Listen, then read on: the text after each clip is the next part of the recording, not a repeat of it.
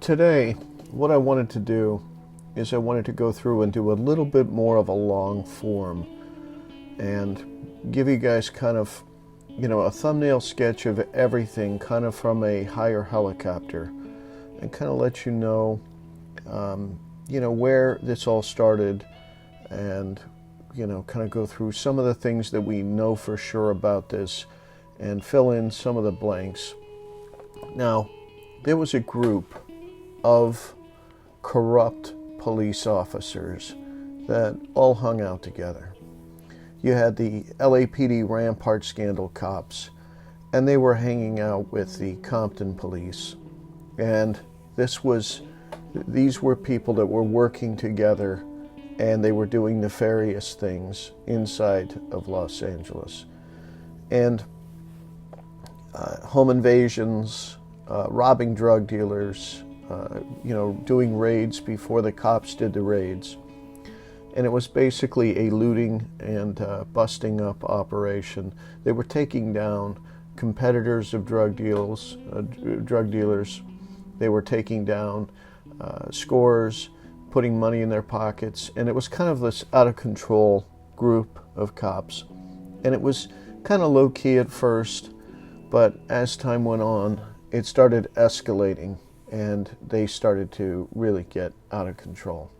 Now, at the same time, you have this young kid from Compton who's, gone on to play professional football, and then he's been a bodyguard, and he has dreams and aspirations, and he gets money from a drug dealer to start the record label Death Row Records and gets $1.5 million. Now, we all know that when you get money from someplace, not all money is good money, and that money came with strings. Now, what exactly those strings were, we don't know.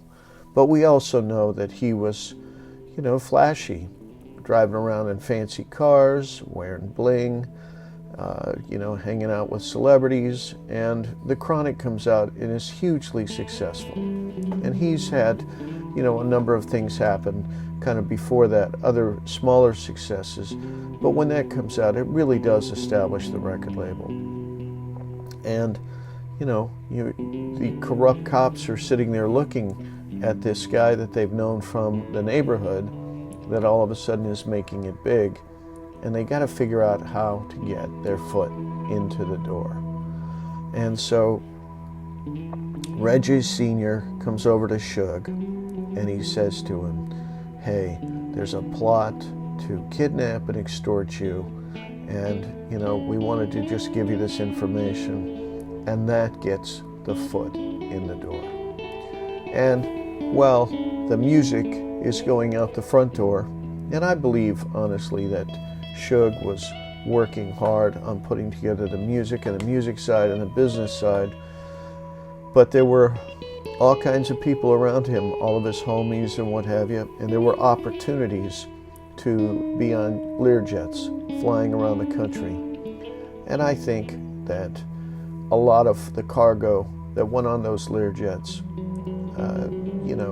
let's face it, there were a lot of gangsters that were involved on the fringe of this record label, and when those things would load up and they'd have an extra seat, there were suitcases that were going back and forth of money and drugs affiliated and associated with this record label and the parties and what have you. And so the record label becomes this like magnet for drug trafficking, money laundering, and you've got these corrupt cops that have access to dope, and they're stealing money and drugs from drug dealers, and so you have this becomes the catalyst where things are happening. There's movement happening.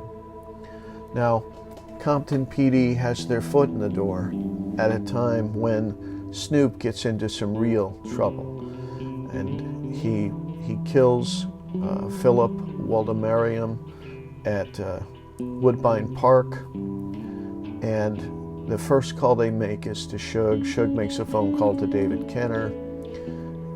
all of a sudden the vehicle that they're in gets wiped down, and it's reported stolen, and it's going to turn up with no guns in it, everything completely wiped down. And so when they get a chance to test that vehicle, it's because the evidence in that case has now been obstructed. And so you have Snoop Dogg and McKinley Lee that are now in a world of hurt on this murder beef with Philip Waldemariam. And the story morphs. You have the story that witnesses tell, which is really damning for Snoop. There are two witnesses that put a gun in Snoop's hand, and through the magic of David Kenner, that gun gets taken out of Snoop's hand. But they still have a problem. They've got bloody clothing and they've got shell casings sitting over at the Pacific Division of LAPD's evidence locker. And now they need to get that evidence, because physical evidence is very damning in a murder trial. And so they got to get that evidence out of the evidence locker. And so you have this home invasion, thieves ring inside of LAPD and Compton PD. And the foot's in the door, and David Kenner and Suge are orchestrating this murder defense for Snoop. And they get invited in to the record label. And so these guys are now going to undertake to do this high-risk operation of stealing the evidence out of the evidence locker. Now, they're technically proficient. They use radios. They use police scanners so that they can monitor opposition.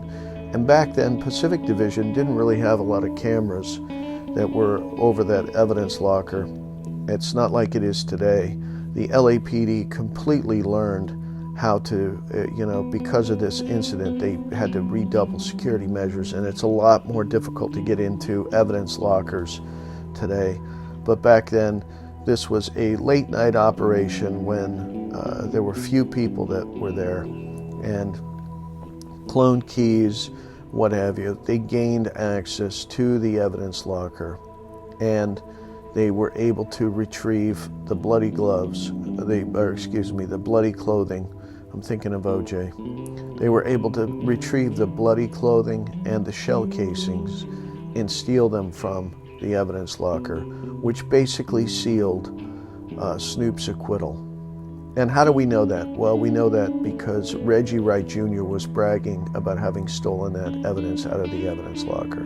Some people just can't keep their mouths shut about things that they've done. And so we learn that the evidence goes missing, and of course that comes up and becomes a big issue at trial, and LAPD is really, really embarrassed by this missing evidence out of the evidence locker. And so now the thieves are inside the record label.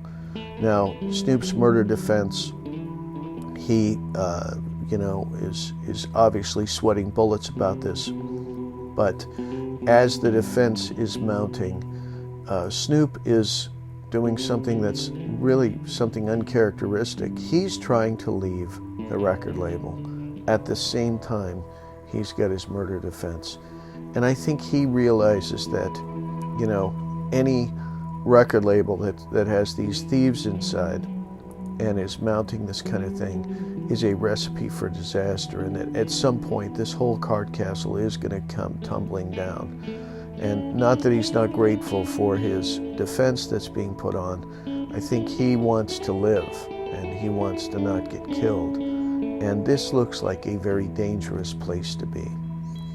So now Tupac, completely set up in New York, this whole rape thing. He gets hooked up with Haitian Jack. Haitian Jack is an informant. Haitian Jack steers him into this chick, and they stage this whole thing where Tupac is actually in another room, not even involved in this, and rape is called, and Tupac now has a beef. And don't forget, Tupac had been in Atlanta. He'd shot 2 off-duty police, and we talked previously in this series about who made Tupac famous.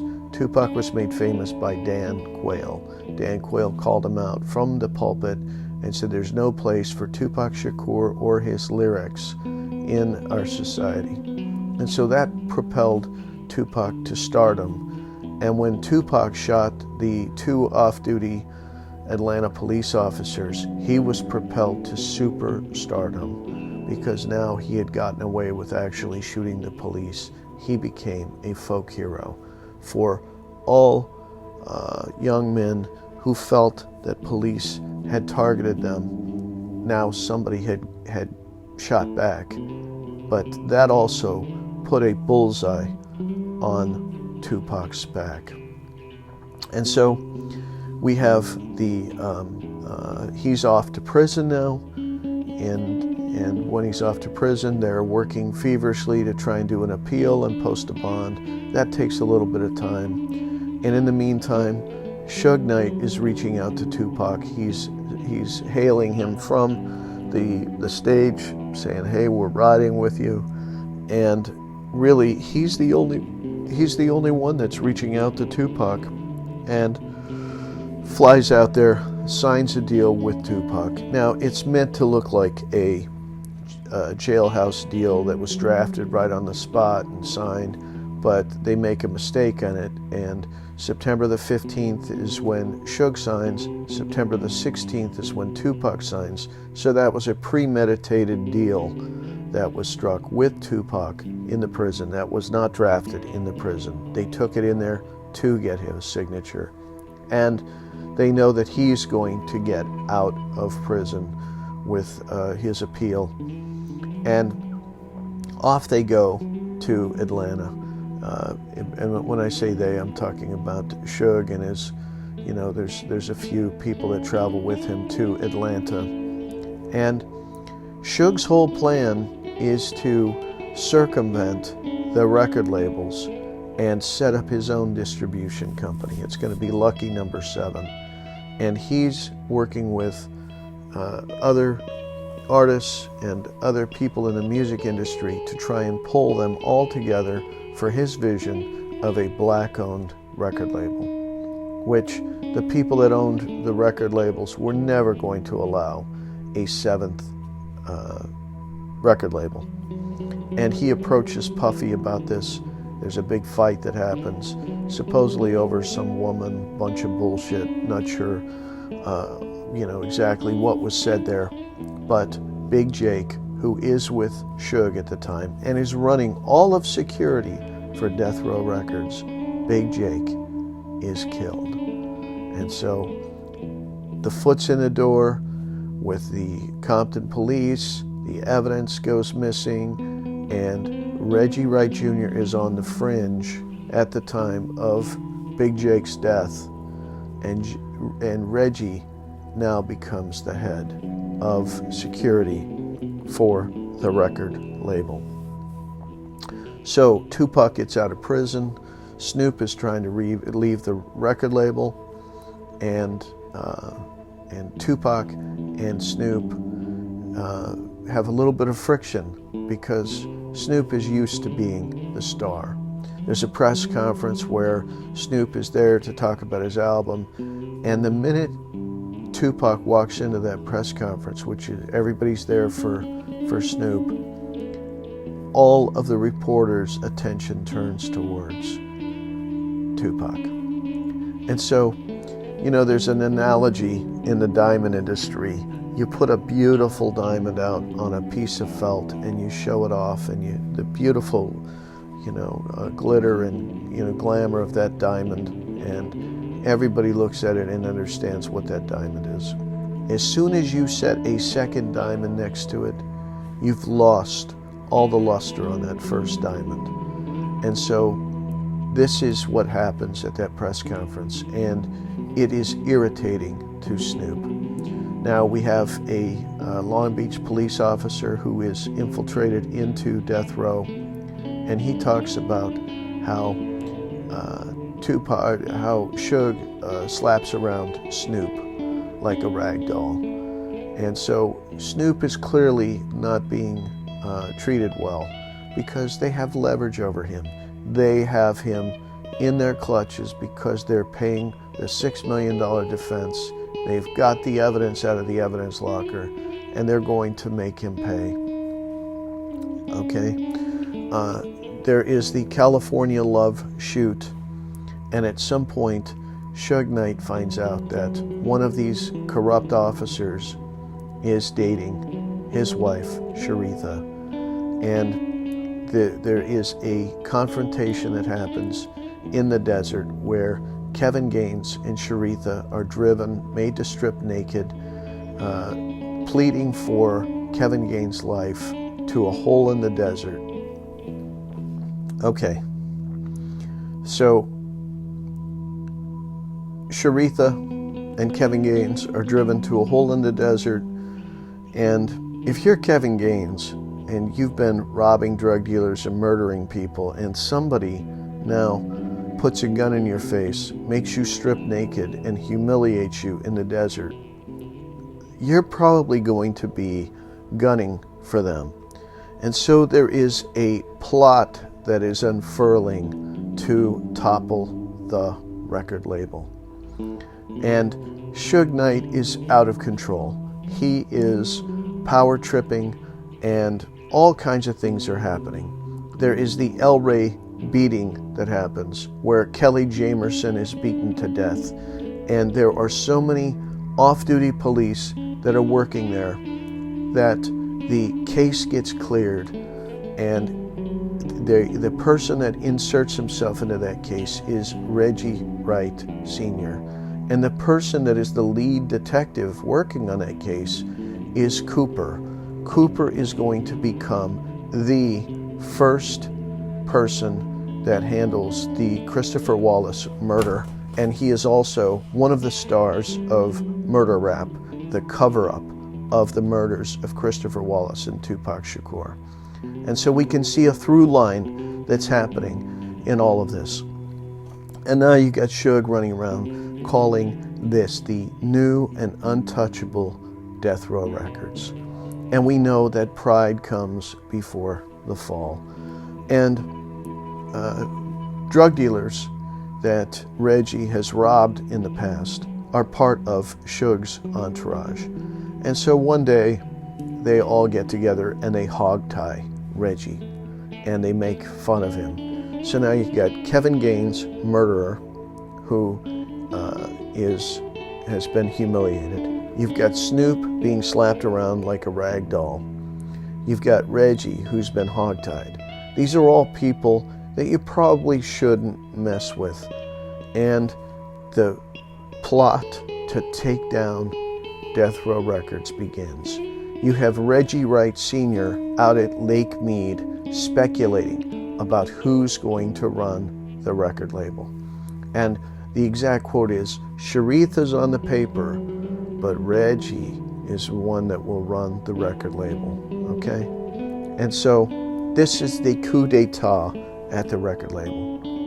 And you also have the Lydia Harris phone call where she does a three-way between David Kenner and Suge. Suge doesn't know David Kenner's listening in. Lydia gets Suge talking about David Kenner, and Suge disparages David Kenner on that phone call.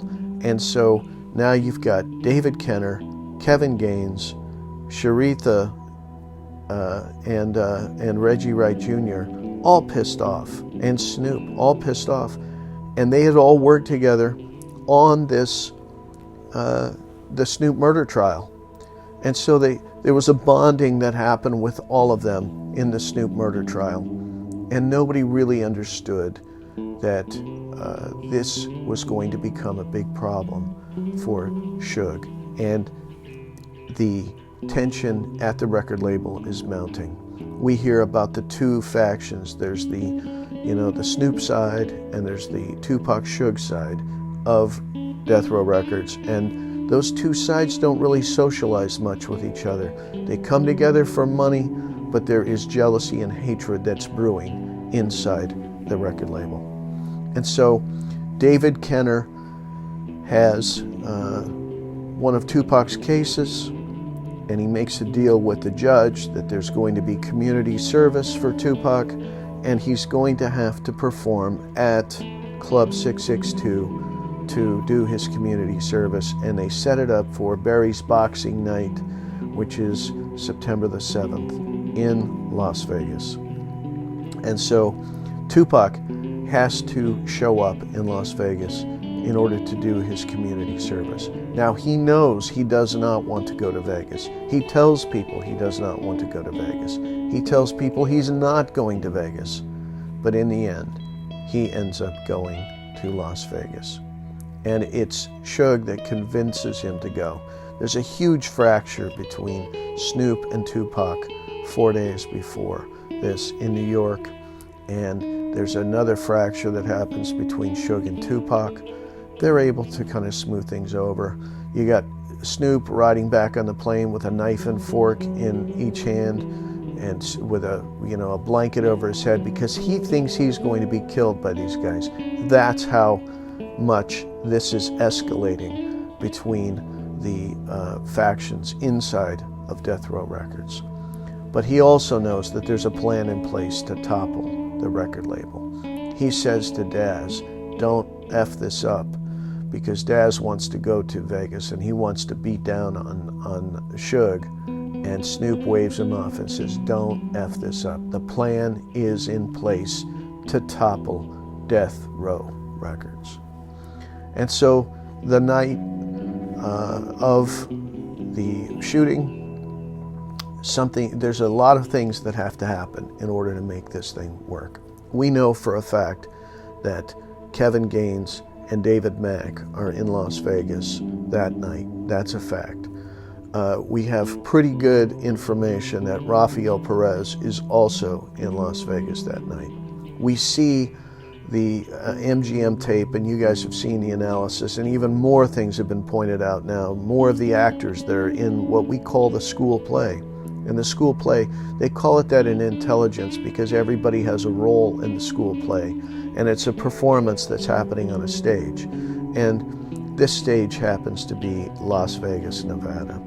So they have to disarm security. They bring in George Kalisis. We know of 2 meetings that happened. There was an earlier meeting, and then there's an afternoon meeting. We got to make sure that nobody has guns because we don't want guns firing back when the murder actually happens. We don't want guns there when Orlando Anderson gets beaten down because this is all part of, we've got security in. Now we know also that Compton police, there were 20 people that were working security that night for MGM, and Compton police had worked previously at MGM doing security because when there were events like this, the MGM would bring in gang experts to deal with the gang element that was going to be at fight night there. Okay, so they disarm security. We got to get Suge in on the plan. Tupac is making noise about leaving. Hey, we're going to have leverage over Tupac. We're going to stage something, and we're going to get the tapes. Don't worry, nothing is going to happen to anybody. Our people are all in place. Okay, and so that's the fight with Orlando Anderson. And that also creates momentum to push the time frame forward. Okay, got to create some momentum, got to create a catalyst for everybody to move along because, if you let Tupac gamble in the casino, you'll never get him out. He's winning, especially, you'll never get him out. So we got to move that whole thing forward and we got to have some momentum. Keep him away from the casino. They walk through this place, which is where the rooms go, to keep Tupac away from the gaming, okay? And now they have a tape to use against Tupac and against Suge if they should happen to survive, which, according to, there were 6 barricades put in place. Nobody was going to make it out, but that, of course, was their plan. So now the LAPD is in place. They've used scanners and radios and routes and what have you, and they've run operations before. Nothing quite of this scale. This is probably the biggest magnitude of something that they've run in the past. And they've chosen gangbanger shooters that are going to that are going to shoot Tupac and Suge. And they've got it pretty well wired because there's 3 people, 2 of which are supposed to take out Suge, 1 of which is supposed to take out Tupac. And the one that's supposed to take out Tupac hates him and is jealous of him. He thinks that Tupac's career should have been his career. Okay? So there's a set point, and the set point is pulling over Suge and Tupac because their music is too loud on the Las Vegas Strip. Now, does that make any sense to you? Nobody gets pulled over because their music is too loud on the Las Vegas Strip, but they get pulled over. Why? Because we gotta have a set point, and we only release them when everything is in place, ready to go. Now we got to get them boxed in. That means the other car's got to be in place. One thing Suge always insisted on was that nobody was ever in front of him. And now, of course, that doesn't happen. He gets boxed in. There are 5 barricades around Tupac and Suge, and the 6th barricade is Little Half Dead. And the 6th barricade is the white Cadillac that pulls up alongside, and shots ring out. Now, for about 90 seconds, the car is completely still. On the cell phone to Daz, Nate says they're dead. Suge and Tupac are dead. Why is Nate Dogg on the cell phone to Daz? In on it. And reminder, Daz said he was supposed to be there at that, but Snoop waved him off and said, "Don't F this up." Now, at the time of the shooting, Michael Moore, who's been told, don't have your gun, he says, "I'm not gonna, you don't own my permit, I own my permit, I'm taking my gun, I'm not gonna disarm." He is forced to come and stand next to Reggie Wright Jr. at Club 662, and he hears, "Got him, come over," Reggie's radio. "Got him, I'm Porky Squawker. They's dead, came over Nate's burner." Okay? Now this is the disaster because they thought that Tupac and Suge were both dead for that 90 seconds. But the car starts to move. Now this is a complete and total disaster. Okay? They go into damage control mode. And in damage control mode, they got to figure out a few things. Now, one of the things they got to figure out is these shots that had rang out that night through the car. Suge wasn't dead. He was injured. Tupac wasn't dead. And he was expected to live. And so, for the future, we got to know that we can shoot through a car. And so the very first person that gets killed after the Tupac and Suge shooting is Bobby Finch. Now, how is Bobby Finch shot? Somebody rolls up as he's just gotten into his car. They have a brief conversation with him, and then 13 shots are fired, 12 of which strike Bobby Finch's body, and it's through a car. Okay? We've now proved, to everybody that there is a way to do these shootings, and they know how to do the shootings now. Okay? They've killed Bobby Finch. And I believe that Bobby Finch was killed by one of these corrupt police officers.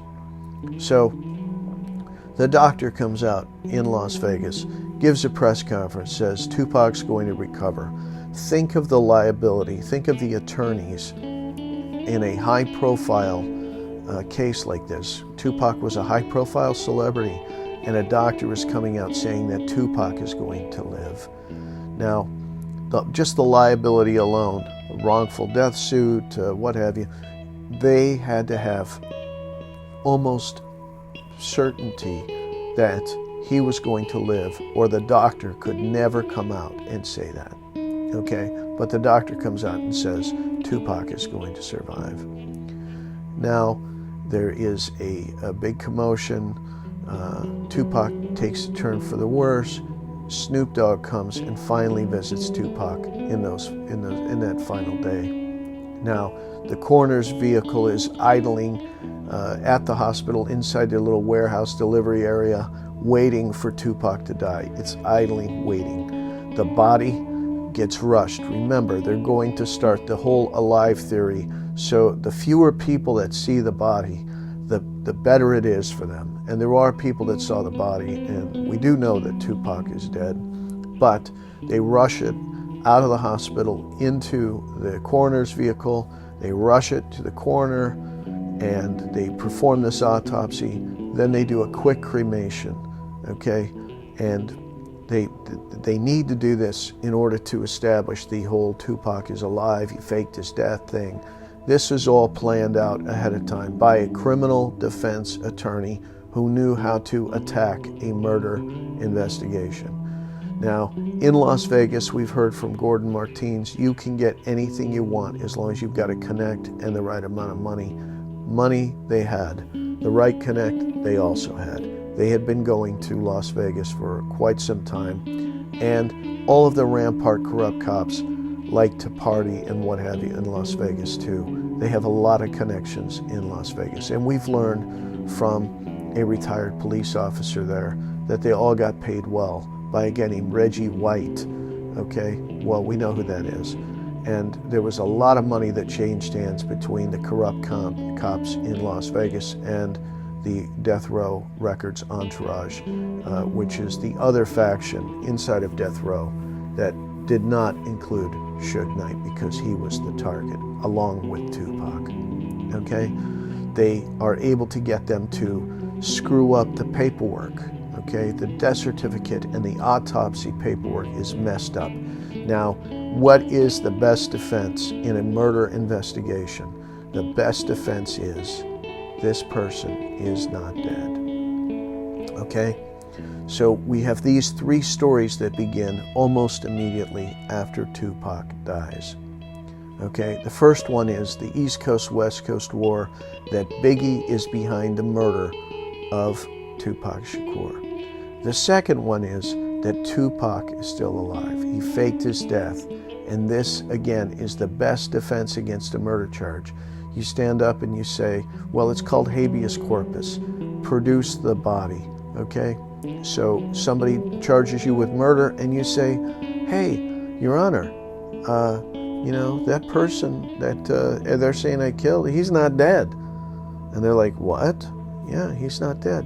That is the best defense on a murder charge. So the third story is that Orlando Anderson, this whole setup thing, is the shooter. We know from Corey Edwards that he was in the bar at the time the shooting happened. We also know that he went to his hotel room and he was all busted up, and there are cameras everywhere. And so Las Vegas police dismiss Orlando Anderson as a suspect, okay? And this creates total chaos in this investigation. But we're still far away from the prize because Suge is not dead, Tupac is not dead, and then Tupac subsequently dies. Tupac dies at a time Frank is called away, big meeting over at Suge's house, okay? Reggie, Kenner, and the homies are all there, and they're sweating Frank when the call comes in and Tupac is dead. That was the operation. We got to pull Frank away, and they're handling their role in that school play. Snoop shows up. Somebody, probably Kevin Gaines, slips in, puts something into Tupac's IV. It's easy to do in a hospital. Tupac dies, okay? Now, they don't control the record label, but it becomes complete chaos. You have Reggie telling the LAPD that Suge is violating his probation, and so he's telling him that he's traveling with known felons. You have Reggie telling him that he's traveling out of country, violating his probation. They have collected the tape from the MGM, and on October the 22nd, Suge is arrested for a probation violation. The tape gets entered into evidence by David Kenner, and Suge's fate is sealed. Suge is not going to be a problem, but they still are not in control of the record label.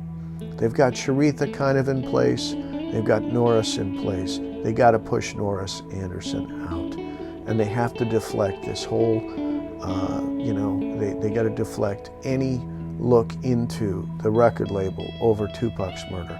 Reggie Wright Jr. rides up with all of the death row people and sits in on their interviews. You have Reggie Sr., who's involved in the raids and probably is the real author of the affidavit. And so they are controlling all of the investigation into it, just like they normally do. They are able to control it with their friends in law enforcement, and they're also able to insert themselves into the Tupac case. And now they need to kill Biggie Smalls, okay?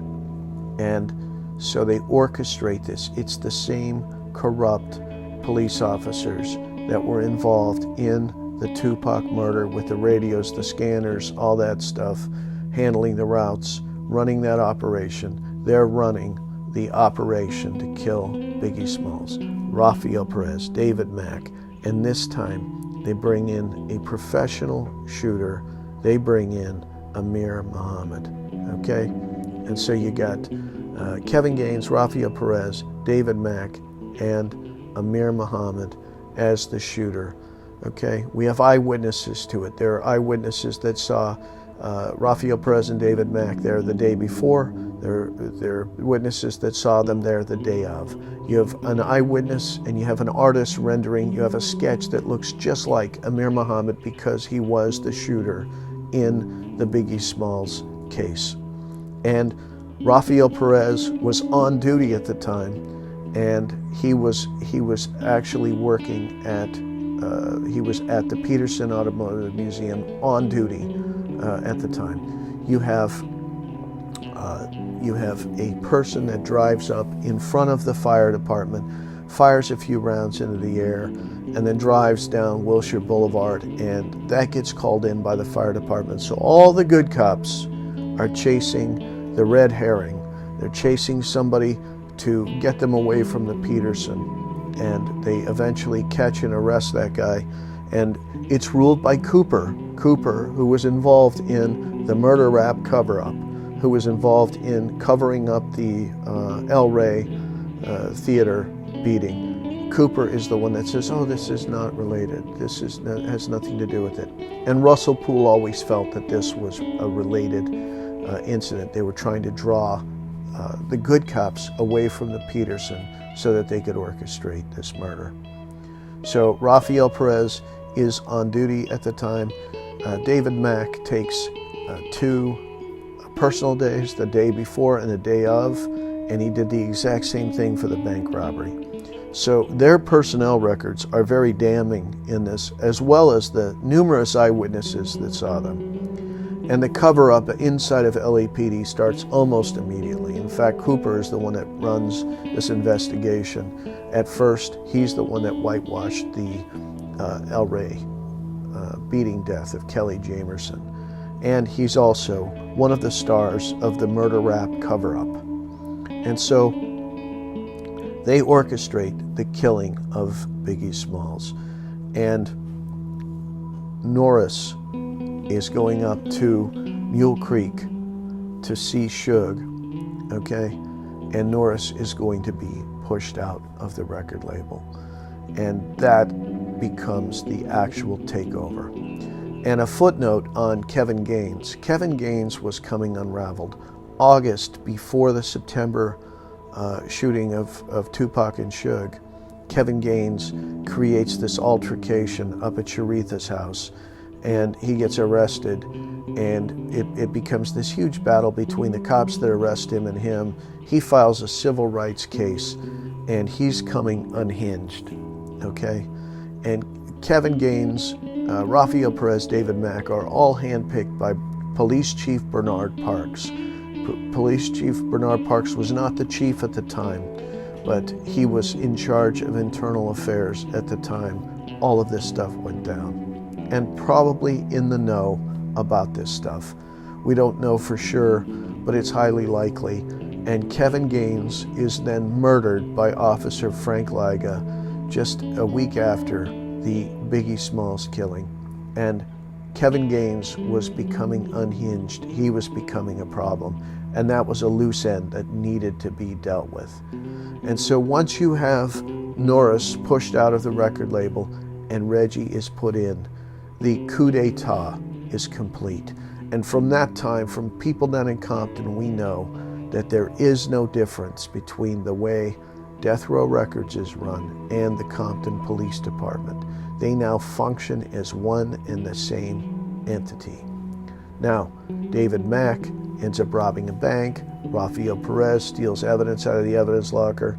This stuff was going on before. There were home invasions. They were robbing drug dealers. These are the thieves. The thieves are in the record label, and as thieves, they get caught. One of them robbing a bank, and he never tells, who his accomplices are, or has to give up the money, and gets a deal as well. Now, let's talk about the confessions, okay, to the murder of Biggie Smalls. Okay, Biggie Smalls. Rafael Perez confesses to the murder. Rafael Perez confesses to Kenneth Boigny, okay? He confesses to his daughter, who confesses to me. Rafael Perez has confessed to being involved in these murders. And Amir Muhammad confesses to Psycho Mike, and he also confesses to Clayton Hill. And what's interesting is that Amir Muhammad confessed that he had been paid $25,000 to kill Biggie Smalls. Well, where do we also hear that $25,000 number? We hear that through Kevin Hackey. And Kevin Hackey said that Reggie Wright Jr. is looking for somebody to do the Biggie Smalls hit, and he needs a cop, and he's got $25,000 for it, okay? And so we hear that we hear the $25,000 number from Clayton Hill. We also hear it through Kevin Hackey, and those are completely independent at the time. And in fact, the $25,000 number doesn't surface until much later in the Kevin Hackey through the Wallace civil trial, and that number came up previously in the Clayton Hill, where Amir Muhammad is now seeking asylum through the Nation of Islam. Okay. Reggie Wright Jr. confesses to Suge about what happened, and we hear that testimony through Mario Hammonds. So we have all of these independent confessions in the murder of Tupac and the murder of Biggie. And Russell gets pushed out when it starts leading back to corrupt cops. Now, LAPD's got to clean up the mess. They clearly don't want to be responsible for these two rappers' deaths. And all of the evidence at that time is collected and basically sequestered. But it bubbles up again in the Wallace civil trial. Okay, and there's two Wallace civil trials. There's a 2002 and a 2005. And Officer Stephen Katz, Detective Stephen Katz, hides a bunch of evidence from the plaintiffs in the case. That is outed. The first trial becomes a mistrial because of LAPD misconduct. And the second Wallace civil trial really just becomes a battle where, no judge wants to be part of an $8 billion train wreck that is going to, take out the entire city of Los Angeles. And so both sides are really encouraged to walk away and not pursue this. Now, there are leaks in the case, and the leaks in the case include Psycho Mike, where the LAPD has leaked his name. That gets put out through Compton Police. Mario Hammonds' name is leaked, and we saw that in that redacted, quote-unquote, testimony of Mario Hammonds, where they didn't redact him in some places. Kevin Hackey's name is leaked, and Kevin Hackey is a source of this. And in fact, Kevin Hackey sues the city of Los Angeles because at the beginning of every single one of his interviews, he tells them, this is information that can get me killed, and I want you to keep it confidential. And they agree to keep it confidential, and then he tells it to them, and they leak it. They leak it. Okay? The confession letter is leaked by LAPD, and Albanese, who is involved in some of these death row incidents, leaks the confession letter with Darren Dupree. Now, one thing that's interesting, and I don't think anybody's brought out yet, but I'm going to bring it out. This is kind of breaking. Cell phones that were used to coordinate the murder of rapper Christopher Wallace. One of those cell phones is found in the Death Row Records offices at the raid, and these are cloned cell phones, okay? And we'll get into a little bit more of that, but I just want to point out to you that the person that is currently in charge of the Biggie Smalls case, his name is Darren Dupree. Darren Dupree was in the meeting with RJ and with Russell, where they handed over the confession letter. And Darren Dupree leaks the letter to Greg Kading, who leaks the letter to Anton Beatty. Well, Darren Dupree is still in the LAPD, even though he was caught up in a whole cell phone cloning scam. And he gets a slap on the wrist and is able to keep his job. And he's the one that's now in charge of the Biggie murder investigation. And he was slammed by he was cloning cell phones or using cloned cell phones, and that's the guy they have in charge of the investigation now, which means there is no investigation, and he's the one that leaked through Greg Kading the confession letter. And on my debate with Kading, you can hear Kading admit that he was the one that leaked the confession letter, that Kading was the one.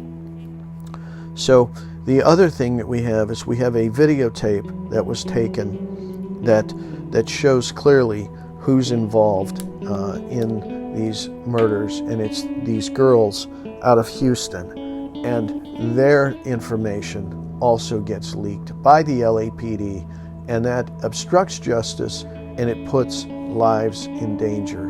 And so this is the whole cover-up that's happened with the LAPD.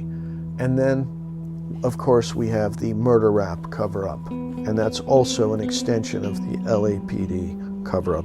Now, the whole Rampart scandal includes all kinds of people that were targeted by these corrupt cops. There were people that were beaten, there were people that were murdered, there were all kinds of things that happened. Now, Rampart ended up paying out $110 million, and if LAPD was found to be responsible for this, they would have to pay out billions and billions of dollars, and it would lead to, this is what they call Pandora's box, because it would lead to all kinds of other payouts for this. And let me just add one thing to these leaks, okay? Reggie was Hendog was speaking to the police, and he said in his witness statement that Reggie's dad could get Reggie all of the information that he needs. And so with these leaks, you know, we have all of this being washed through the Compton Police Department. The LAPD wants to be able to disavow any knowledge of it, but they have the information. They pass it through to the Compton Police, and they're able to wash this. It's like laundering the information through the Compton Police Department, which that Compton Police Department eventually gets shut down when a gun goes missing out of the Compton evidence locker, and that gun is used in an attempted murder on a Long Beach police officer. And so the Compton Police eventually gets disbanded and shut down. And instead of being completely disbanded and those guys sent off into security jobs, at the last minute, the sheriffs hire them all on, no questions asked. And that's one of those things that continues to disrupt the sheriffs. That corruption has festered and grown inside of the sheriff's department. So I hope this has been kind of a good overview for you.